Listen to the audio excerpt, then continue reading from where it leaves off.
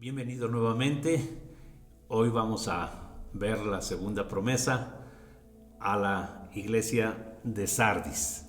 Hemos tratado de clasificar en tres grupos a las 7 iglesias representadas.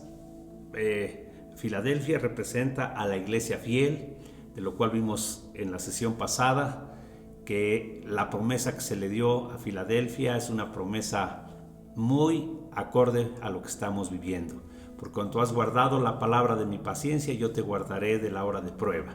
El Señor guardará a su iglesia fiel. Quiero decirte también que no solamente hay una sola promesa para cada iglesia.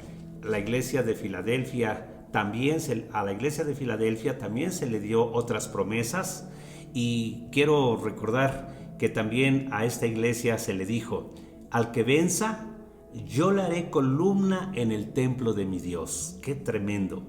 Y nunca jamás saldrá fuera.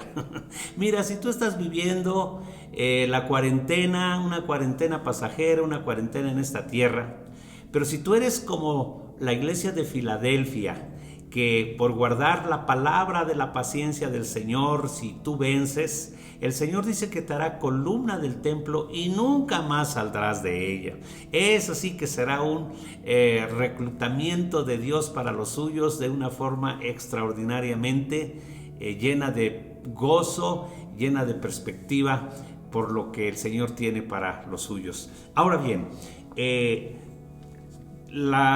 dijimos que el primer grupo es representado por Filadelfia, la iglesia fiel. Entramos al segundo grupo, que es la iglesia Sardis, y representa a la iglesia muerta. Se oye feo y pues quisiéramos quedarnos solo con lo bonito, quisiéramos quedarnos solo con lo objetivo que vemos para la iglesia de Filadelfia. Pero como Dios es un Dios veraz, podemos ver que Dios siempre nos muestra el panorama completo para no tener una idea equivocada de Dios, como algunas veces lo podemos hacer, porque decimos: pero si Dios es amor, ¿por qué Dios permite esto? ¿Por qué Dios tiene que exhortar de esta manera? En la epístola a los Hebreos, capítulo 12, se nos habla claramente acerca de la disciplina, y este versículo creo que nos puede ayudar para entender lo que vamos a seguir estudiando acerca del trato de Dios, que si bien hay promesas, también hay algunos llamados, algunas exhortaciones de suma importancia para la iglesia. En Hebreos 12:6 dice: porque el Señor al que ama. Wow, nos quedamos con eso y nos bendice esa primera parte del versículo. El Señor al que ama disciplina y azota a todo aquel que recibe por hijo. Y tú puedes ver los demás versículos que tienen aquí que ver con la disciplina. La disciplina no es, como nosotros la entendemos, un castigo en sí, sino un equilibrio entre la gracia, el amor, pero también la instrucción que Dios tiene para los suyos. No hay mejor Padre que el nuestro, y Él, en su infinito amor, permite la disciplina. Y la iglesia de Sardis habla de eso, que Dios quiere darnos como un mensaje de disciplina. Vamos a ver lo que dice aquí acerca de la iglesia de Sardis. Vamos a leer ahora en el capítulo 3 de Apocalipsis. No lo estamos mirando como está aquí establecido en ese orden, porque queremos a propósito distinguir estos tres grupos, pero ahí vamos a estar trabajando en el capítulo 1 y en el capítulo 2 y el capítulo 3 de Apocalipsis. Capítulo 3 dice: escribe al ángel de la iglesia en Sardis, el que tiene los 7 espíritus de Dios y las 7 estrellas, dice esto: yo conozco tus obras, que tienes nombre de que vives y estás muerto. Palabra muy fuerte, ¿verdad? Dice: sé vigilante y afirma las otras cosas que están por morir, porque no he hallado tus obras perfectas delante de Dios. Acuérdate, pues, de lo que has recibido y oído, y guárdalo, y arrepiéntete, pues si no velas, vendré sobre ti como ladrón, y no sabrás a qué hora vendré sobre ti. Estas son exhortaciones muy fuertes. Dice, pero tienes unas pocas personas en Sardis que no han manchado sus vestiduras y andarán conmigo en vestiduras blancas, porque son dignas. El que venciere será vestido de vestiduras blancas, y no borraré su nombre del libro de la vida, y confesaré su nombre delante de mi Padre y delante de sus ángeles. Esta iglesia representa a la iglesia muerta, a la iglesia que necesita despertar. Y hay otros pasajes que enriquecen este concepto. Jesús mismo, en sus famosas parábolas acerca del reino, nos enseña en dos de ellas una situación que advierte a la iglesia de su situación.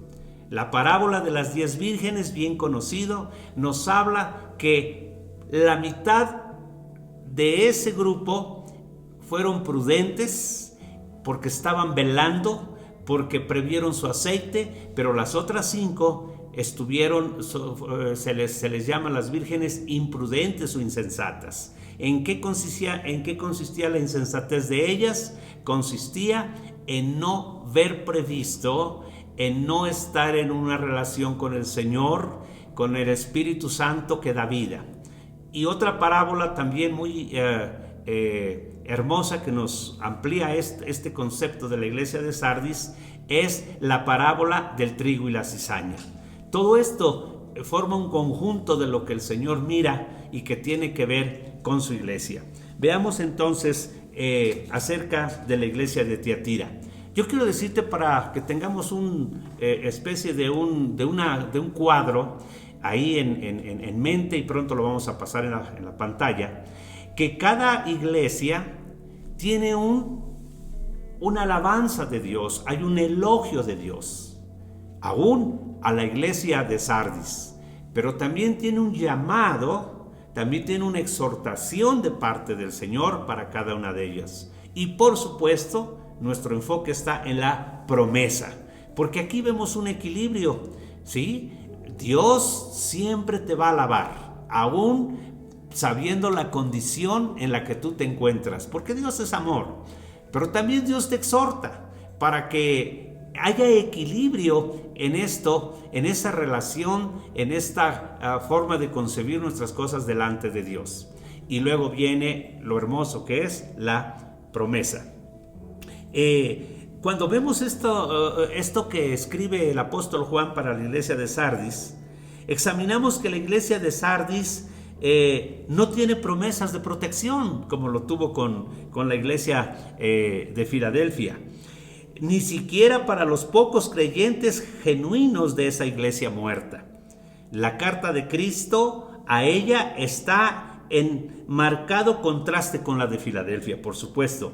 Para los de esta última solo tiene palabras de elogio, pero casi ninguna para los de Sardis. Vamos a ver qué dice aquí acerca de lo que leímos para Sardis.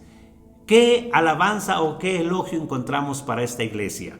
Bueno, dice, tienes unos pocos que no han manchado sus vestidos. ¡Wow! Eso es un elogio. Aunque era una iglesia que dice que tienes un nombre de que estás vivo, pero estás muerto. Oh, las apariencias no engañan al Señor. El Señor no se va con la finta, hermanos. Nosotros vemos la apariencia, pero Dios mira el corazón. Así que, pues, aún a pesar de la condición de la iglesia de Sardis, miramos esta alabanza de parte de Dios. Tienes unos pocos que no han manchado sus vestidos. Yo quiero decirte algo. A veces nos podemos jactar de la cantidad de miembros que nuestras diferentes iglesias puedan tener. Pero es bueno saber que Dios no mira la cantidad solamente. Dios mira la calidad. Quiera Dios que en cada iglesia local se pueda encontrar, aunque sea unos pocos, de aquellos que no han manchado sus vestidos. Y yo oro para que tú y yo seamos uno de esos, ese remanente que guarda sus vestidos, aunque seamos pocos. El llamado y la exhortación que le hace el Señor a esta iglesia es, ya lo leímos, es muy fuerte, y dice, sé vigilante. Por eso la palabra guardar implica estar velando y orando, y todo esto es justamente a través de la lectura, de la oración, de la comunión con nuestro Señor. Sé vigilante. Ahora dice, tú puedes decir, pues es que soy vigilante, estoy haciendo lo posible, pero mira, dice, refuerza. O sea, doble esfuerzo, sobre todo en estos tiempos. Refuerza las cosas que quedan. Aleluya. Refuerza las cosas que quedan. Esto tiene un enorme significado y ojalá y esto sea una exhortación para tu vida en particular, como lo es para la mía. Y la promesa. Miremos esa promesa para la iglesia de Sardis. El que venza, y en la próxima sección te voy a hablar un poquito acerca de la palabra vencedor. Dice, el que venza será vestido con vestidura blanca. Gloria al Señor. Dios tiene vestiduras blancas para los vencedores. Y nunca borraré su nombre del libro de la vida.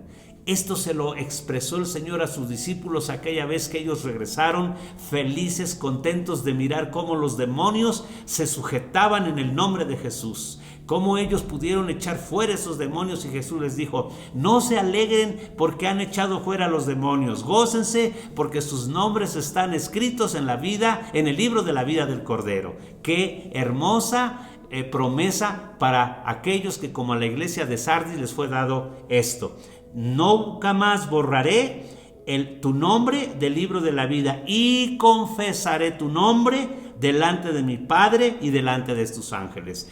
Esta es una promesa, pero esto último tiene una condición, hermanos. Jesús dijo, el que me negare delante de los hombres, yo también le negaré. Pero el que me confesare delante de los hombres, yo le confesaré delante de mi Padre y de los ángeles. Así que, hermanos, esta es una promesa condicionada. ¿La quieres obtener? No dejes de confesar el nombre de Jesucristo a tus amigos, a tus vecinos, a todos los que esté a tu alcance. Predica el evangelio a tiempo y fuera de tiempo, porque esto tiene una gran recompensa. Esa recompensa está en que un día el Señor confesará tu nombre. Imagínate esto, el Señor confesando tu nombre delante del Padre y aún delante de los ángeles como testigos. Que Dios te bendiga y haz tuya esta promesa en el nombre de Jesús.